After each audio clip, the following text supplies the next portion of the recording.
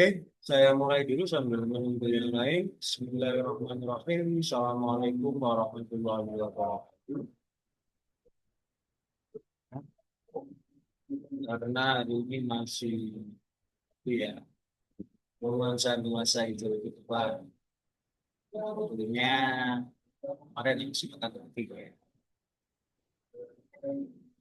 Nyate-nyate ya, beberapa satu sama, makan bersama. Ya. Kalau di usia-usia kalian sih enak ya. Kalau di usia saya ini sudah harus lebih berhati-hati ya, terkait konsumsi makanan ya. Tapi kalau di usia kalian ini masih enak, semua dilakukan masuk tidak ada masalah. Oke, untuk materi kita hari ini, suara saya bisa terdengar ini, Tes, suara saya bisa terdengar.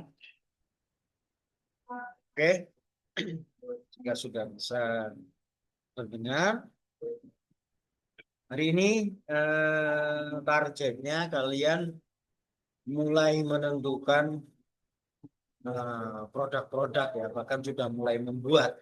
Makanya nanti setelah perkuliahan hari ini, kalian menyiapkan proposal produk dalam bentuk PPT gitu ya, desain-desainnya. Kalau misalnya memilih stiker, maka bentuk desain stikernya bagaimana, ada gambar tokohnya, atau ada tulisan-tulisan kehidupan dari karya-karya para sastrawan, ya, seperti itu. Jadi antara mahasiswa satu dengan mahasiswa yang lain itu tidak boleh sama.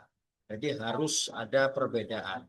Nah, itu nanti minggu depan dipresentasikan. Ya, minggu depan itu dipaparkan gitu ya. Jadi mulai dari materinya dulu. Jadi ini materi ini diambil dari periode angkatan berapa, kemudian tokohnya siapa, karyanya apa yang mau diambil, atau apa yang mau diambil itu dipresentasikan sampai jelas sehingga nanti produk dari sejarah sastranya itu bisa tersampaikan dengan baik seperti itu. Satu persatu minggu depan itu presentasi dan forum di kelas menentukan kira-kira produk mana yang mau diambil. Nah, baru setelah itu akan diadakan diskusi apakah materinya sudah cukup seperti yang sudah dipresentasikan atau ada masukan dari yang lain gitu ya. Setelah terpilih itu nanti segera dieksekusi tindakan lanjutannya. Nah, kenapa sih kita membuat produk? Nanti di akhir semester itu ada yang namanya pameran kayaknya ya. Jadi setiap prodi di Universitas Islam Majapahit itu mengeluarkan produk-produk berbasis keilmuannya. Ya, karya-karya kalian nanti ini akan diikutkan eh, basar tersebut atau pameran tersebut. Ya, saya slideshow dulu biar tampilannya lebih besar ya.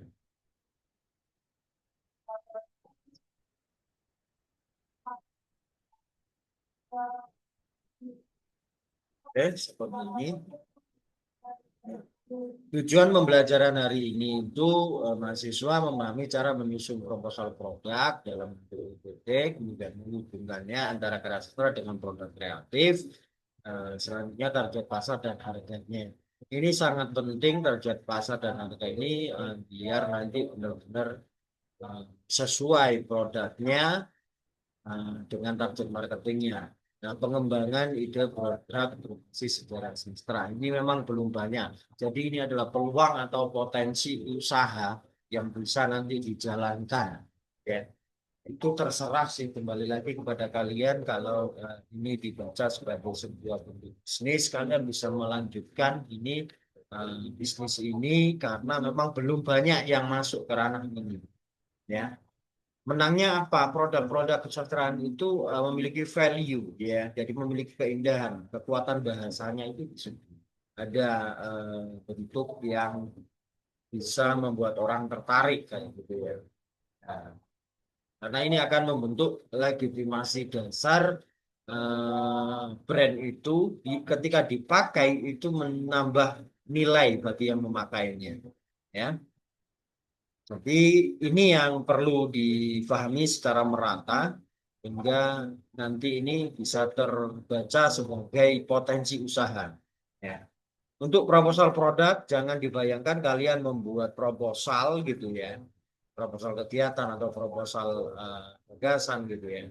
Tetapi ini yang penting nanti masukkan ke dalam PPT berisi ide produk, tujuan, sasaran pasar, dan estimasi biaya. Nah, ide produk ini nanti dari materi gitu ya. Kemudian sampai bentuk produknya seperti apa. Jadi tidak sekadar produknya.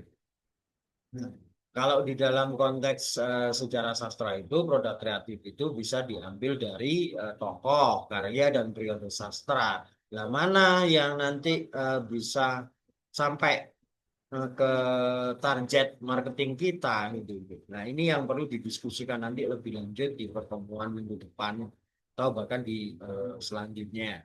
Karena minggu depan itu kan target kita menemukan produk yang mau diproduksi, ya. Kemarin sebenarnya di pertemuan sebelumnya itu kan sudah saya minta gitu ya, tetapi biar lebih konkret ya, maka bentuklah PPT ini yang nanti hari ini setelah perkuliahan kalian menyusun itu. Nah, keterkaitan antara sejarah sastra ini kita mulai dari riset materinya ya, misalnya memilih Khairil Anwar atau Pramedia Anantatur gitu ya.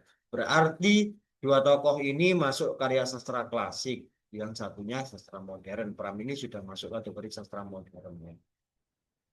Kemudian nilai budaya dan sejarah yang dapat diangkat menjadi produk visual ya.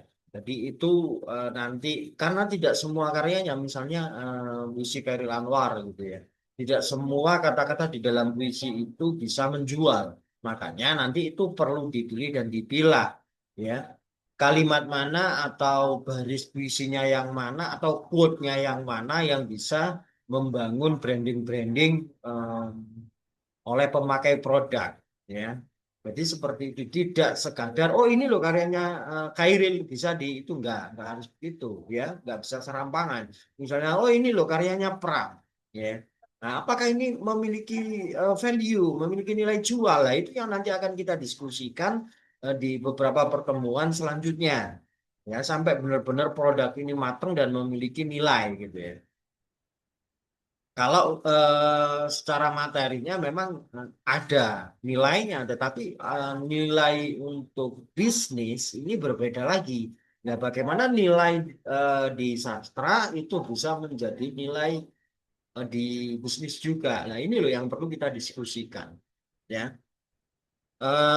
Ini sebenarnya sudah saya sampaikan ya di pertemuan sebelumnya tentang stiker isinya kutipan sastra atau tentang tokoh-tokoh sastra atau kaos dengan kutipan puisi atau bahkan gambar tentang tokoh gitu ya. Tote bag, ilustrasi tokoh sastra. Ya, ini bentuk kreativitasnya nanti banyak. Makanya ini perlu nanti kita diskusikan setelah memilih satu produk gitu ya. Maka di situ nanti kita mendesain sedemikian rupa. Nah, materi dari sejarah sastra itu menjadi sebuah produk yang siap dijual, ya. Jadi kayak gitu. Nah, isi di PPT-nya nanti harus berisi produk ya yang menjelaskan nama produknya ini apa, kemudian konsep desainnya, inspirasi materinya itu dari periode mana gitu ya, fungsi produk dalam kehidupan sehari-harinya apa. Jadi ini yang perlu dimasukkan di dalam PPT-nya ya. Jadi seperti itu harus memuat poin-poin ini ya.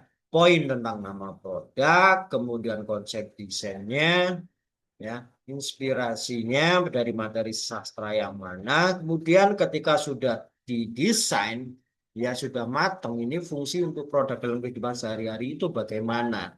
Jadi bagaimana produk itu menyampaikan materi sejarah sastranya, menyampaikan kerja dokumentasi dari sejarah sastra yang kita buat gitu ya.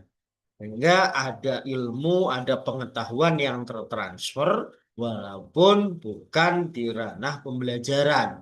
Nah, ini kerjanya mirip seperti kerja iklan gitu ya. Ya, iklan ini kan memperkenalkan produk sehingga produk itu diketahui oleh masyarakat dan masyarakat penasaran. Setelah penasaran, masyarakat ingin membeli. Ya, jadi runutannya setelah produk jadi itu ada proses-proses marketing. Nah, tetapi bagaimana sih kita menyusun produk itu sudah berisi marketing, ya, berisi sesuatu yang membuat orang itu tertarik. Nah, ini yang nanti perlu kita diskusikan bersama sampai di akhir semester. Ya harapannya sih tidak sampai akhir semester ya, tetapi minimal di pertemuan 12 produk itu sudah jadi atau maksimal ya, maksimal di pertemuan 14 produk itu sudah jadi ketika UAS langsung dikumpulkan ya. Contohnya, nah baru yang lainnya itu didistribusikan ya. Tapi ketika pilihannya, jadi bentuk luaran wajibnya yang dikumpulkan itu, baru selebihnya kalian menjual itu juga boleh. Berhenti sampai pada titik ini itu juga boleh. Jadi hanya mengumpulkan luaran produk, baru yang lain nanti dikumpulkan di prodi untuk dibuat untuk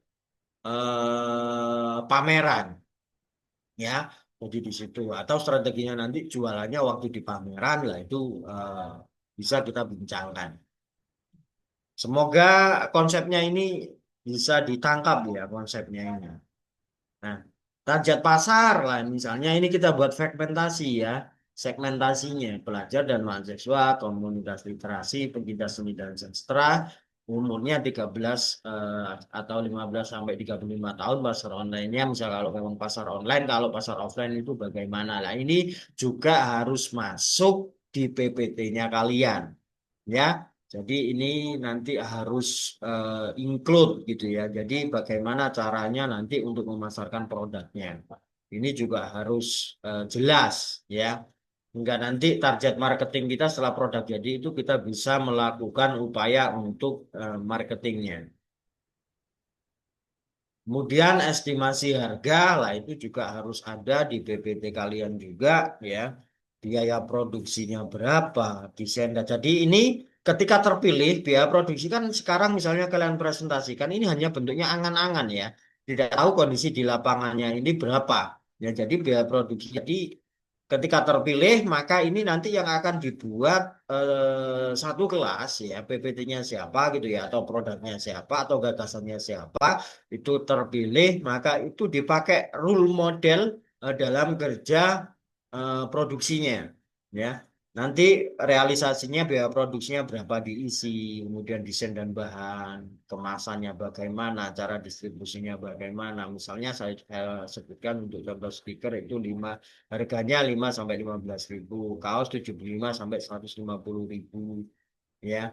Jadi itu kan ada bentuknya, ada sorry ada rank-rankan harganya sehingga tidak hanya menentukan produk jualnya tapi biaya produksinya misalnya ini 6.000 dijual 5.000 kan gak masuk akal berarti kita minus. Nah di dalam bisnis kan tidak begitu jadi untuk produksi stiker eh, biaya produksi maksimal nanti di 3.000 kemudian ada biaya untuk marketing gitu ya biaya untuk transport gitu ya itu dihitung sedemikian rupa kalau bisnis. Nah, tentunya ini sebagai bentuk pembelajaran tidak serigid itu juga tidak masalah. Jadi yang terpenting pada intinya di sini adalah harga. Jadi estimasi harganya harus ada. Jadi kayak gitu. Nah, kemudian langkah pembuatan PPT-nya itu ya. Yang pertama tentukan ide produknya. Ya, kalian harus bisa mengisi di bagian awal itu seperti itu. Kemudian inspirasi sastranya, deskripsi produknya, kemudian analisis target pasar, hitung estimasi biaya, sampai nanti menemukan harga jualnya berapa. Nah, ini seperti itu urutannya. Jadi susun sampai benar-benar konkret ya. Ini untuk langkah penyusunan dari proposal atau PPT-nya. Jadi saya ulangi lagi, tidak perlu membuat proposal. Tetapi proposal ini dibentuk di dalam PPT yang isinya tentang ide produk, inspirasi sastranya dari periode yang mana gitu ya, dari tokoh siapa atau dari karyanya siapa gitu ya. Kemudian buat deskripsi produknya. Jadi produk ini kenapa gitu ya. Nah, ini nanti yang akan menjadi deskripsi dari produk itu sendiri. Nah, kemudian analisis target pasarnya. Kira-kira produk yang kalian rencanakan itu lebih cocok nanti dijual kemana, ke siapa. Ke siswa, ke mahasiswa, atau ke orang-orang umum yang memiliki ketertarikan tentang sastra, ya atau orang-orang yang punya habit mengoleksi barang-barang yang indah dan lain sebagainya dan lain sebagainya. Nah, itu kalian harus menjelaskan di target pasar itu. Nah, kemudian estimasi biaya. Nah, ini estimasi biaya itu juga harus ada bagaimana cara produksinya, biayanya, bahannya, cetaknya nanti di mana atau membuatnya nanti di mana, bisa dibuat sendiri atau ada orang yang menjual jasa produksi produk-produk kalian kayak gitu ya.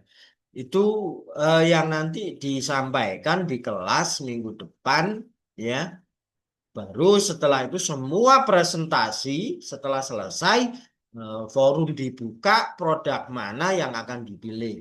Nah, setelah produk dipilih baru nanti ya proposalnya itu yang dijadikan sebagai proposal kelas untuk dikerjakan untuk menjadi panduan untuk dijadikan rules dalam produksi eh, produk kreatifnya.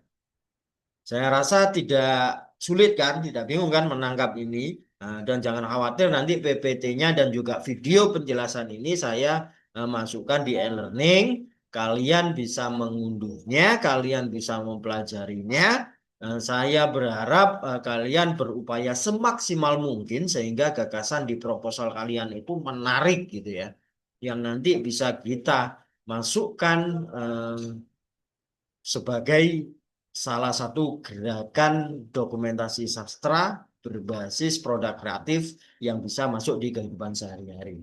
Ya, ketika ini menarik, ketika ini nanti mendapat respon yang baik di publik, nanti bisa dilanjutkan oleh kalian sendiri atau bahkan ditunjukkan ke adik-adik kelas kalian, produknya terus dilanjutkan kayak gitu. Jadi aman ya, nggak ada yang dibingungkan ya. Nah, jadi saya tunggu proposalnya minggu depan ya, sehingga nanti kita bisa memiliki konsep yang baik terkait kegiatan kerja dokumentasi sejarah sastra. Ya, mungkin itu yang bisa saya sampaikan. Saya tunggu kerja kreatifnya, penyusunan proposal dalam bentuk PPT yang akan nanti dipresentasikan di minggu depan.